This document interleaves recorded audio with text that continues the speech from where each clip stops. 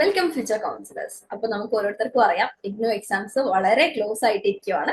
നമുക്ക് എക്സാംസിന് പ്രിപ്പറേഷൻസും കാര്യങ്ങളൊക്കെ നോക്കുന്നുണ്ടാവും, നടക്കുന്നുണ്ടാവും. ഇപ്പൊ നല്ല രീതിയിൽ പ്രിപ്പറേഷൻസും കാര്യങ്ങളൊക്കെ പോയിക്കൊണ്ടിരിക്കുന്നു എന്ന് വിചാരിക്കുന്നു.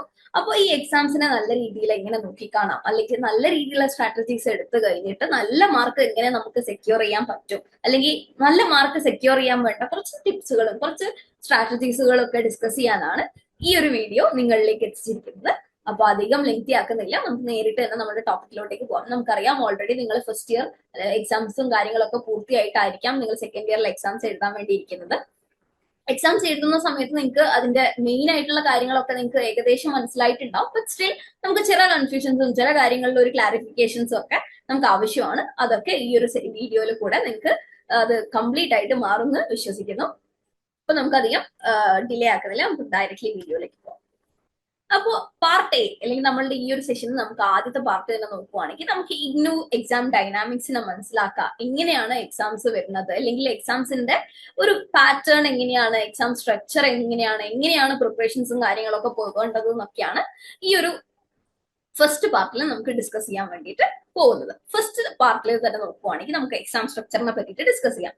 എന്താണ് എക്സാം സ്ട്രക്ചർ? അതായത് ഇഗ്നു എക്സാംസ് എന്ന് പറഞ്ഞു കഴിഞ്ഞാൽ കുറച്ചും കൂടെ അനലിറ്റിക്കൽ വേ, അല്ലെങ്കിൽ നമ്മളുടെ ഈ ഒരു ഡയറക്റ്റ് ആയിട്ട് ക്വസ്റ്റ്യൻ ചോദിക്കുന്നതിന്റെ അപ്പുറത്തോട്ടേക്ക് നമുക്കൊരു അപ്ലിക്കേഷൻ കൈൻഡ് ഓഫ് ക്വസ്റ്റ്യൻസ്, അല്ലെങ്കിൽ ഒരു സ്ട്രക്ചേർഡ് ലെവലിൽ നമ്മൾ പഠിച്ച് അതിനെ അനലൈസ് ചെയ്തിട്ട് ഉത്തരം എഴുതേണ്ട ഒരു ടൈപ്പ് ഓഫ് സ്ട്രാറ്റജീസ് നമ്മൾ അപ്രോച്ചും നമ്മൾ എടുക്കേണ്ടതാണ്. കാരണം എക്സാം സ്ട്രക്ചേഴ്സ് നോക്കുവാണെങ്കിൽ നമുക്ക് പ്രീവിയസ് ഇയർ ക്വസ്റ്റ്യൻ പേപ്പേഴ്സ് ഒക്കെ വെച്ച് നോക്കുവാണെങ്കിൽ ഇതിന്റെ ഒരു പാറ്റേൺ എന്ന് പറഞ്ഞു കഴിഞ്ഞാൽ ഏറെക്കുറെ അങ്ങനെയാണ്. കാരണം ചില ക്വസ്റ്റ്യൻസ് ഒന്നും ചിലപ്പോൾ നമുക്ക് ഡയറക്ട്ലി ചിന്തിച്ചു കഴിഞ്ഞാൽ നമുക്ക് പറ്റില്ല.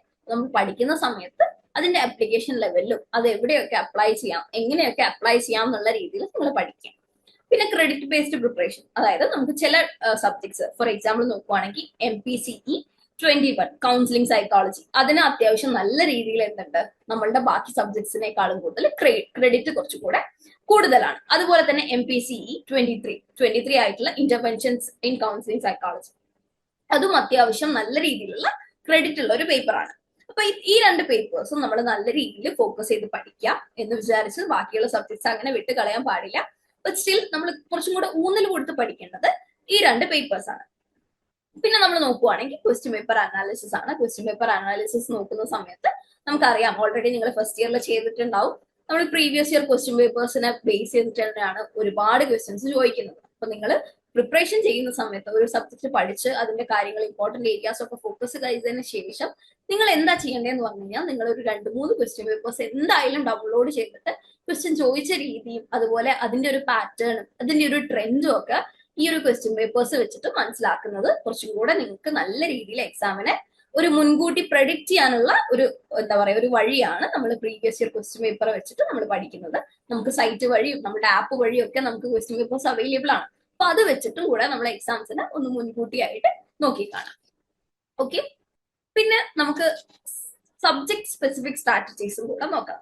അതായത് നമ്മുടെ കൗൺസിലിംഗ് സൈക്കോളജി പേപ്പേഴ്സ് ഉണ്ട്. നമുക്കറിയാം നമ്മൾ ഓൾറെഡി കുറച്ച് പേപ്പേഴ്സും കാര്യങ്ങളൊക്കെ നമ്മൾ ഈ സെക്കൻഡ് ഇയർ ആയ സമയത്ത് പഠിച്ചു തുടങ്ങിയിട്ടുണ്ട്.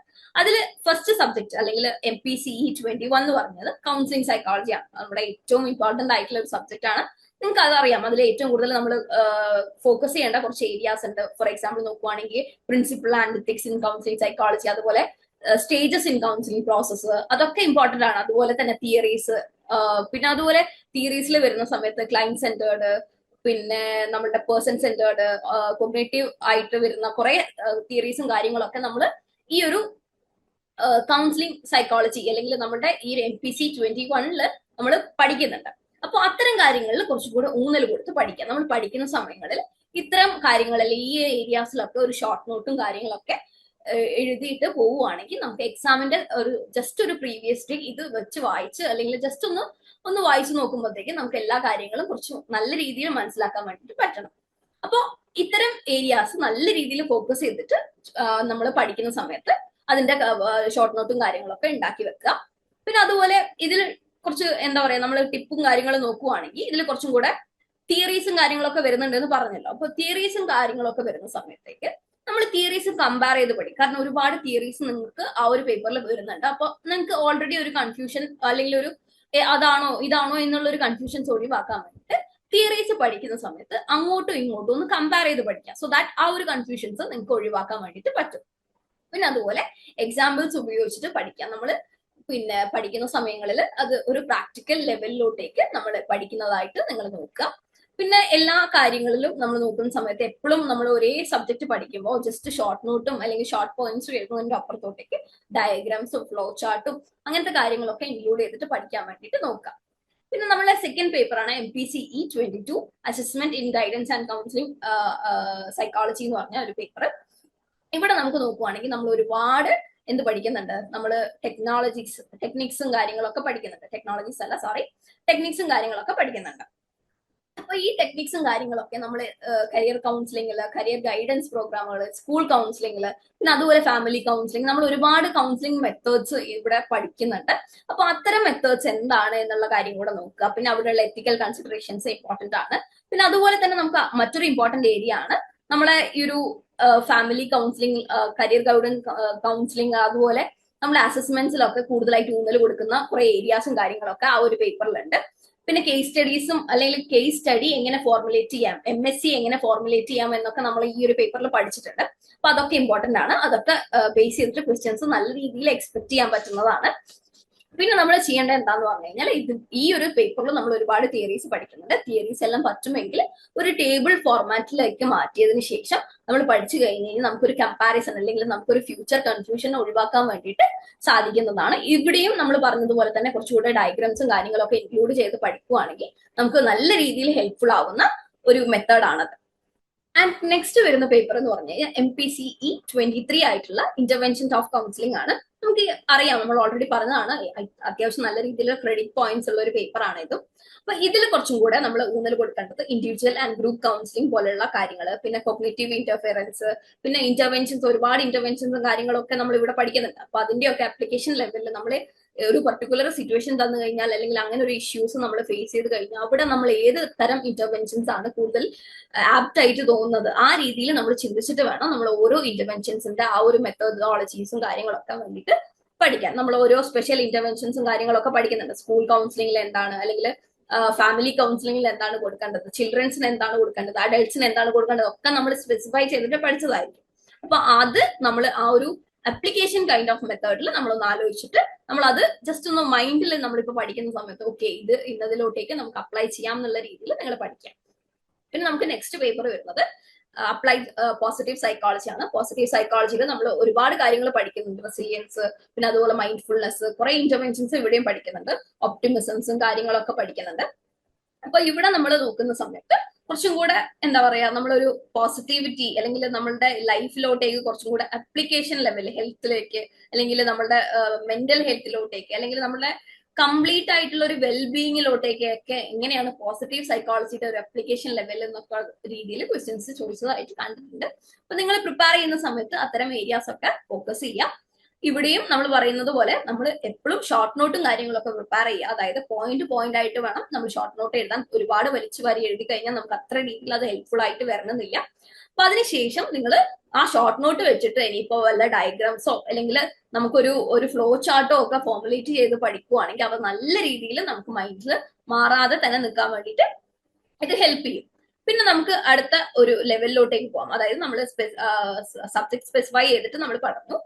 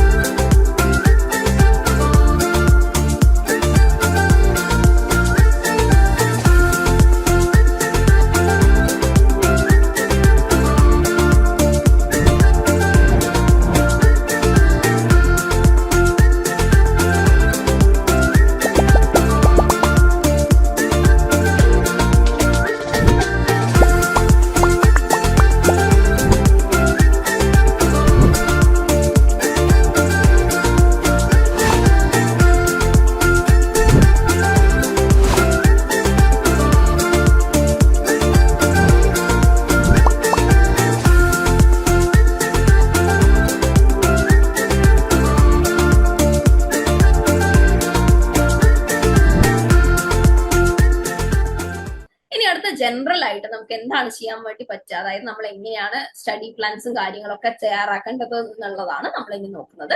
ജനറൽ ആയിട്ട് നമുക്ക് എക്സാംസിന് പ്രിപ്പയർ ചെയ്യാൻ, അല്ലെങ്കിൽ നമ്മൾ സബ്ജക്ട് റിലേറ്റഡ് അല്ലാതെ നമ്മൾ ഏത് എക്സാമിനും നമുക്ക് പ്രിപ്പയർ ചെയ്യാനുള്ള കുറച്ച് സ്ട്രാറ്റജീസ് ആണ് ഇവിടെ പറയുന്നത്. അപ്പൊ നമുക്ക് അതിലോട്ടേക്ക് കടക്കാം. നമ്മളുടെ ഒന്നാമത്തെ എന്ന് പറഞ്ഞു കഴിഞ്ഞാൽ ക്രിയേറ്റ് എ സ്റ്റഡി പ്ലാൻ ആണ്. അതായത് നമ്മൾ ഓൾറെഡി ഡിസ്കസ് ചെയ്തതുപോലെ നമുക്ക് കുറച്ചും കൂടെ ക്രെഡിറ്റ് കൂടുതലുള്ള പേപ്പേഴ്സിനെ കുറച്ച് ഊന്നൽ കൊടുക്കുക. അതായത് ഇമ്പോർട്ടന്റ് ഏരിയാസ് നമ്മൾ പ്രീവിയസ് ഇയർ ക്വസ്റ്റ്യൻ പേപ്പേഴ്സ് വെച്ച് കണ്ട അല്ലെങ്കിൽ കൂടുതലായിട്ട് ചോദിക്കുന്ന ഏരിയാസിനെ പറ്റിയിട്ട് കൂടുതലായിട്ടും അതിനെ സ്ട്രെസ് ഔട്ട് ചെയ്തിട്ട് പഠിക്കുക. അത്തരം ഏരിയാസിന് ഒരു ഷോർട്ട് നോട്ടും കാര്യങ്ങളൊക്കെ പ്രിപ്പയർ ചെയ്തിട്ട് വെക്കുക. സോ ദാറ്റ് നമുക്ക് ആ ഒരു എക്സാമിന്റെ ജസ്റ്റ് ഒരു പ്രീവിയസ് ഡേ നമുക്കൊന്ന് അനലൈസ് ചെയ്ത് നോക്കുന്ന സമയത്ത് നമുക്കൊന്ന് ഓടിച്ചു പോവാൻ ഇത്തരം നോട്ട്സുകളെ കൊണ്ട് നമുക്ക് ഹെൽപ്ഫുൾ ആയിട്ട് പറ്റും. പിന്നെ നമുക്ക് വേണ്ടതെന്ന് പറഞ്ഞാൽ യൂസ് വിഷ്വൽ എയ്ഡ്സ് ആണ്. അതായത് നിങ്ങൾ ഫ്ലോ ചാർട്ട് നമ്മൾ ഓൾറെഡി ഡിസ്കസ് ചെയ്തതാണ്. ഫ്ലോ ചാർട്ടും അതുപോലെ തന്നെ നമുക്ക് എന്തെങ്കിലും പാറ്റേൺസോ ടേബിളോ അങ്ങനെ എന്തെങ്കിലും ഫോർമുലേറ്റ് ചെയ്ത് പഠിക്കുവാണെങ്കിൽ നമുക്ക് കുറച്ചും കൂടെ കാര്യങ്ങൾ ഓർത്തെടുക്കാനും അതുപോലെ തന്നെ നമുക്ക് ആ ഒരു മെമ്മറി പവർ കുറച്ചും കൂടെ ബൂസ്റ്റ് ചെയ്യാനും ഇത്തരം മെത്തേഡ്സ് വഴി നമുക്ക് സാധിക്കുന്നതാണ്. പിന്നെ അതുപോലെ വേറൊരു കാര്യമാണ്, നമുക്ക് ഏത് ഇന്റർവെൻഷൻസും ഏത് തിയറീസും പഠിക്കുന്നത് പോലെ തന്നെ നമുക്ക് കൗൺസിലിംഗിൽ നല്ല രീതിയിലുള്ള റിയൽ ലൈഫ് എക്സാമ്പിൾസ് നമുക്ക് ഉപയോഗിക്കാൻ പറ്റുന്ന ഒരു പേപ്പറാണ് നമ്മുടെ കൗൺസിലിംഗ് പേപ്പർ. നമ്മൾ ഓൾറെഡി ഒരുപാട് കേസ് സ്റ്റഡീസ് കേട്ടിട്ടുണ്ടാവും, കേസ് റിപ്പോർട്ട് കണ്ടിട്ടുണ്ടാവും, നമ്മൾ ഓൾറെഡി കേസ് ഫോർമുലേറ്റ് ചെയ്യാനുള്ള ആ ഒരു വഴിയിലോട്ടേക്ക് നമ്മൾ എത്തിച്ചിട്ടുണ്ടാവും. അപ്പൊ അങ്ങനെ നിൽക്കുന്ന സമയങ്ങളിൽ റിയൽ ലൈഫ് എക്സാമ്പിൾസ് നമ്മൾ ഓരോ ക്വസ്റ്റ്യൻസിന്റെ നമ്മൾ ചോദിക്കുന്ന സമയത്ത് നമുക്ക് എന്തെങ്കിലും ഇൻകോർപ്പറേറ്റ് ചെയ്തിട്ട് എഴുതാൻ പറ്റുമോ എന്നുള്ള കാര്യം നിങ്ങളൊന്ന് ചെക്ക് ചെയ്യാം. പിന്നെ ഉള്ളതെന്ന് പറഞ്ഞു കഴിഞ്ഞാൽ പ്രാക്ടീസ് ആൻസർ റൈറ്റിംഗ് ആണ്. അതായത് നമ്മൾ ഒരു ക്വസ്റ്റ്യൻസ് ചോദിക്കുന്ന സമയത്ത് നമുക്കറിയാം ആ ഒരു ക്വസ്റ്റ്യൻസ് എന്താണ്, എന്തിനെ ബേസ് ചെയ്തിട്ടാണ് ചോദിക്കുന്നത്. അപ്പൊ ആ ഒരു കോൺസെപ്റ്റ് എന്താണ് എന്നുള്ള കാര്യങ്ങൾ നിങ്ങൾ ഫസ്റ്റത്തെ ഒരു പാരഗ്രാഫിൽ തന്നെ അത് എന്തിനെ ബേസ് ചെയ്തിട്ടാണ് ക്വസ്റ്റ്യൻ, അതിന്റെ കോൺസെപ്റ്റ് ആദ്യം എഴുതുക. അതിനുശേഷം അതിനൊരു ബോഡി ഉണ്ടാക്കണം. അതായത് നമുക്ക് എന്തിനെ ബേസ് ചെയ്തിട്ടാണുള്ളത്, അതിനെ ചുറ്റിപ്പറ്റി നിൽക്കുന്ന കാര്യങ്ങളൊക്കെ ഡിസ്കസ് ചെയ്തിട്ട് ഒരു ബോഡി ഫോർമുലേറ്റ് ചെയ്യുക. അതായത് ഒരു ഇൻട്രൊഡക്ഷൻ, അല്ലെങ്കിൽ ആ ഇൻട്രൊഡക്ഷനിൽ തന്നെ ആ ഒരു കോൺസെപ്റ്റ് എന്താണ് എന്ന് പറയുക, അതിനുശേഷം ഒരു ബോഡി, പിന്നെ അതിനുശേഷമാണ് നമ്മൾ ഒരു സമ്മറൈസ് ചെയ്യുക. അതായത് നമുക്ക് ഒരു ക്വസ്റ്റ്യൻസ് ചോദിക്കുന്ന സമയത്ത് ഇത്തരം കാര്യങ്ങളൊക്കെ ഇൻകോർപ്പറേറ്റ് ചെയ്ത് എഴുതുന്ന സമയത്താണ് ഒരു ആൻസർ നല്ല രീതിയിൽ പെർഫെക്റ്റ് ആയിട്ട് നമുക്ക് നല്ല മാർക്ക് സ്കോർ ചെയ്യാൻ വേണ്ടിയിട്ടുള്ള ഒരു തരത്തിലോട്ടേക്ക് നമുക്ക് എത്തിച്ച് കൊണ്ടുവരാൻ വേണ്ടിയിട്ട് പറ്റുള്ളൂ. പിന്നെ നമുക്ക് നോക്കാൻ വേണ്ടിയിട്ട് പറ്റുന്നത് എന്ന് പറഞ്ഞു കഴിഞ്ഞാൽ നമ്മളുടെ എക്സാം ഡേ സ്ട്രാറ്റജീസ് ആണ്. അതായത് നമ്മൾ എക്സാമിന്റെ സമയത്ത് നമ്മൾ ഉപയോഗിക്കേണ്ട കുറച്ച് കാര്യങ്ങളും അല്ലെങ്കിൽ നമ്മൾ ഉപയോഗിക്കേണ്ട കുറച്ച് മെത്തഡോളജീസും കാര്യങ്ങളും ഉണ്ട്. അതിലൊന്നാണ് ടൈം മാനേജ്മെന്റ്. അതായത് നമുക്ക് ഭയങ്കര നിഷ്പക്ഷമായിട്ട് നോക്കണം. അതായത് നല്ല രീതിയിൽ നമുക്ക് ആൻസേഴ്സ് അറിയാതിരിക്കാം, അല്ലെങ്കിൽ നല്ല രീതിയിൽ നമുക്ക് ചില ആൻസേഴ്സ് നമ്മുടെ എഴുതി പോയാലും നമുക്ക് സമയം അറിയാവുന്നുണ്ടാവില്ല. പക്ഷെ നമ്മൾ നോക്കേണ്ടതെന്ന് പറഞ്ഞു കഴിഞ്ഞാൽ നമുക്ക് ഒരു ടൈം അലോക്കേറ്റ് ചെയ്തിട്ടുണ്ടാവും. അപ്പൊ ആ ഒരു സമയത്ത് നമ്മൾ എക്സാം എഴുതി തീർത്താൽ മാത്രമേ നമുക്ക് ബാക്കിയുള്ള ഒരു എന്താ പറയുക ഒരു പേപ്പേഴ്സ് അല്ലെങ്കിൽ നമുക്ക് ഒരു ക്വസ്റ്റ്യൻസ് നമ്മൾ ഒരുപാട് ഇരുന്ന് എഴുതി ബാക്കിയുള്ള ക്വസ്റ്റ്യൻസ് നമുക്ക് എഴുതാൻ ടൈം കിട്ടുന്നില്ല. നമ്മളുടെ ആ ഒരു മാർക്കാണ് നമുക്ക് നഷ്ടപ്പെട്ടു പോകുന്നത്. അപ്പൊ നമ്മൾ എക്സാം എഴുതുന്ന സമയത്ത് നമ്മൾ നോക്കുക, ഓക്കെ ഇത്ര ക്വസ്റ്റ്യൻസ് 10 മാർക്കിന്റെ ക്വസ്റ്റ്യൻ ഞാൻ ഇത്ര സമയം സ്പെൻഡ് ചെയ്ത് കഴിഞ്ഞാൽ നമുക്ക് 5 മാർക്കിന്റെ ക്വസ്റ്റ്യൻസ് എനിക്ക് ഇത്ര സമയം ബാക്കി ഉണ്ടാവും എന്നുള്ള ഒരു കോൺസെപ്റ്റ്, എങ്ങനെ ഒരു ഐഡിയ നിങ്ങൾ എക്സാം എഴുതുന്ന സമയത്ത് നിങ്ങളൊന്ന് ഫോർമുലേറ്റ് ചെയ്ത് വെക്കുക. പിന്നെ അതുപോലെ തന്നെ എഫക്റ്റീവ് പ്രസന്റേഷൻ ആണ്. നല്ല രീതിയിൽ പ്രസന്റ് ചെയ്യുക. അതായത് നല്ല രീതിയിൽ നമുക്ക് മാർക്ക് സെക്യൂർ ചെയ്യാതെ എന്നുള്ള രീതിയിൽ നമുക്ക് എക്സാം ആൻസർ ഷീറ്റ് നിങ്ങൾ പ്രിപ്പയർ ചെയ്ത് കൊടുക്കണം. അതായത് അതെങ്ങനെയാന്ന് പറഞ്ഞു കഴിഞ്ഞാൽ എക്സാമിന്റെ സമയത്ത് നമുക്ക് ഏറ്റവും അറിയുന്ന അല്ലെങ്കിൽ നമുക്ക് ഏറ്റവും കോൺഫിഡൻസ് തോന്നുന്ന ക്വസ്റ്റ്യൻസ് ആദ്യം അറ്റംപ്റ്റ് ചെയ്യാം. അതിനുശേഷം അറ്റംപ്റ്റ് ചെയ്തതിനു ശേഷം 2-3 പാരഗ്രാഫ് ഒക്കെ ആക്കി തിരിക്കുക. എന്നിട്ട് ഇമ്പോർട്ടന്റ് അല്ലെങ്കിൽ നമുക്ക് അത്രയും ഉറപ്പുണ്ട് എന്നുള്ള കാര്യങ്ങളൊക്കെ നമ്മളൊന്ന് ഹൈലൈറ്റ് ചെയ്ത് അണ്ടർലൈൻ ഒക്കെ ചെയ്ത് വെക്കാം. ഒരു ക്വസ്റ്റ്യൻസ് കഴിഞ്ഞ് അടുത്ത ക്വസ്റ്റ്യനിലോട്ടേക്ക് പോകുന്ന സമയത്ത് ജസ്റ്റ് ഒരു 2-3 ലൈനൊക്കെ വിട്ട് ആ ഒരു എന്താ പറയുക നമുക്കൊരു പ്രസന്റേഷൻ സ്കിൽ ഉണ്ടല്ലോ, നമ്മുടെ ആൻസേഴ്സ് പ്രസന്റ് ചെയ്യുന്ന ഒരു രീതി, ആ ഒരു രീതിയിലും നമുക്ക് മാർക്ക് നല്ല രീതിയിൽ അല്ലെങ്കിൽ ഒരു ചെറിയൊരു രീതിയിലെങ്കിലും നമുക്ക് നല്ല രീതിയിൽ മാർക്ക് സെക്യൂർ ചെയ്യാൻ വേണ്ടിയിട്ട് പറ്റും. ആൻസേഴ്സ് എഴുതിയതിനു ശേഷം അത് പ്രസന്റ് ചെയ്യുന്ന ഒരു രീതി നമ്മൾ ഓൾറെഡി നമുക്കൊരു ഐഡിയ ഉണ്ടാവും. അതുകൊണ്ട് തന്നെയാണ് നമ്മൾ പറയുന്നത് പ്രീവിയസ് ഇയർ ക്വസ്റ്റ്യൻ പേപ്പേഴ്സ് കുറെ വെച്ചിരുന്ന് പഠിച്ചു കഴിഞ്ഞാൽ നമുക്ക് ഈ ഒരു ഐഡിയ അല്ലെങ്കിൽ നമ്മൾ എങ്ങനെ എഴുതണം, ഇങ്ങനെ എഴുതിയാൽ കിട്ടും എന്നുള്ളൊരു ഐഡിയ നമുക്ക് എക്സാമിന് പോകുന്നതിന്റെ മുമ്പേ നമുക്കൊന്ന് ഒരു മൈൻഡിൽ ഉണ്ടായി കഴിഞ്ഞ് കഴിഞ്ഞാൽ നമുക്ക് വലിയ ബുദ്ധിമുട്ടില്ലാതെ നമുക്ക് എക്സാം എഴുതിയിട്ട് വരാൻ വേണ്ടി പറ്റും. ഓക്കെ, ഇനി നമുക്ക് എക്സാമിന്റെ ഒരു ഫൈനൽ മോട്ടിവേഷൻ അല്ലെങ്കിൽ ഫൈനൽ ടിപ്സും കാര്യങ്ങളും ഒന്ന് നോക്കാം. നമ്മൾ എപ്പോഴും കൺസിസ്റ്റന്റ് ആയിട്ട് അല്ലെങ്കിൽ നമ്മൾ റെഗുലർ ആയിട്ട് നമ്മൾ പഠിച്ചുകൊണ്ടിരിക്കണം. നമ്മൾ പഠിക്കുന്ന സമയത്ത് നമ്മൾ ശ്രദ്ധിക്കേണ്ട കാര്യങ്ങളുണ്ട്.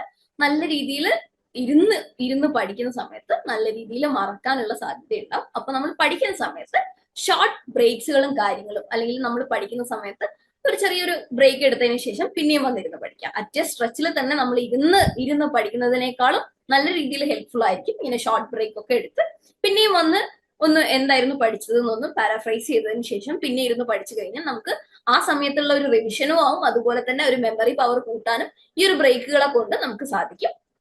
പിന്നെ അതുപോലെ നമ്മൾ എപ്പോഴും കൺസിസ്റ്റന്റ് ആയിട്ട് ഹാർഡ് വർക്ക് ചെയ്താലാണ് നമുക്ക് സക്സസ് കിട്ടുള്ളൂ. നമ്മൾ എത്ര സ്ട്രാറ്റജീസും എത്ര ടെക്നിക്കുകളും നമ്മൾ അപ്ലൈ ചെയ്താലും നമ്മൾ ഹാർഡ് വർക്ക് എന്നുള്ള ഒരു കാര്യം അവിടെ ഉണ്ട്. അപ്പൊ നല്ല രീതിയിൽ പ്രിപ്പറേഷൻസും കാര്യങ്ങളൊക്കെ പോകേണ്ട ഒരു ടൈം ആയിട്ടുണ്ട്. അപ്പൊ നല്ല രീതിയിൽ കൺസിസ്റ്റന്റ് ആയിട്ട്, അതായത് നമ്മൾ കൺസിസ്റ്റന്റ് ഇസ് എ കീ എന്ന് പറയുന്നില്ല, അതുപോലെ തന്നെ നമ്മൾ കൺസിസ്റ്റൻസി നമ്മൾ എപ്പോഴും മെയിൻറ്റെയിൻ ചെയ്യേണ്ട ഒരു കാര്യമാണ്.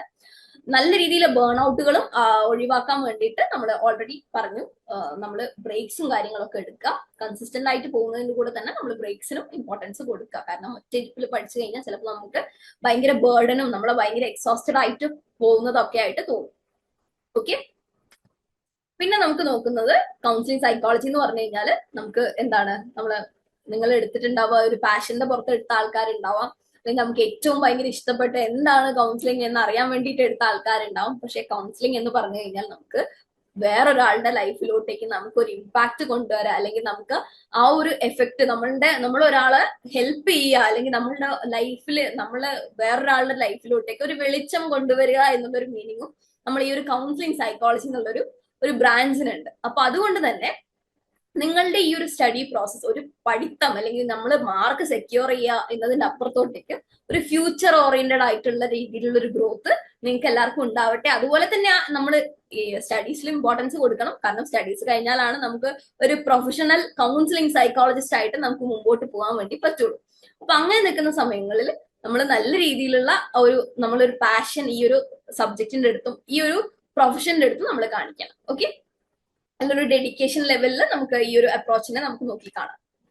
ഓക്കെ, അപ്പോ ഇത്രയേ ഉള്ളൂ നമ്മളുടെ ഈ ഒരു സ്ട്രാറ്റജീസും ഈ ഒരു എക്സാം ബേസ്ഡ് ആയിട്ടുള്ള കാര്യങ്ങളൊക്കെ. അപ്പൊ നിങ്ങൾക്ക് ഇത്തരം ഇൻഫർമേഷൻസും കാര്യങ്ങളൊക്കെ ഇനിയും കിട്ടാൻ വേണ്ടിയിട്ട് നമ്മളുടെ ഈ ഒരു ചാനൽ ലൈക്ക് ചെയ്യാം കേട്ടോ, അതുപോലെ തന്നെ സബ്സ്ക്രൈബും ചെയ്യാം. Okay, thank you, bye. നിങ്ങൾ ഇഗ്നുവിൽ ജോയിൻ ചെയ്ത ഒരാളാണോ, അല്ലെങ്കിൽ ഇഗ്നുവിൽ ജോയിൻ ചെയ്ത് ഡിഗ്രി PG ഒക്കെ തന്നെ നേടണമെന്ന് ആഗ്രഹിക്കുന്ന ഒരാളാണോ? ആണെങ്കിൽ നിങ്ങൾക്ക് വേണ്ടിയുള്ളതാണ് ലേൺവൈസ് പ്ലാറ്റ്ഫോം. കേരളത്തിലെ ഏറ്റവും മികച്ച ഇഗ്നോ സപ്പോർട്ട് പ്ലാറ്റ്ഫോമായുള്ള ലേൺവൈസിന്റെ സഹായത്തോടു കൂടി രാജ്യത്തെ ഏറ്റവും മികച്ച, ഏറ്റവും ക്രെഡിബിൾ ആയിട്ടുള്ള ഡിസ്റ്റൻസ് എഡ്യൂക്കേഷൻ യൂണിവേഴ്സിറ്റി ആയുള്ള ഇഗ്നുവിൽ നിന്ന് ഡിഗ്രി PG MBA ഒക്കെ നേടാം. 22ഓളം വരുന്ന പ്രോഗ്രാമുകളിൽ first year, second year, third year, fourth ഇയറിന് ആവശ്യമായുള്ള കംപ്ലീറ്റ് സപ്പോർട്ട് നിങ്ങൾക്ക് ലേൺവൈസിൽ അവൈലബിൾ ആണ്.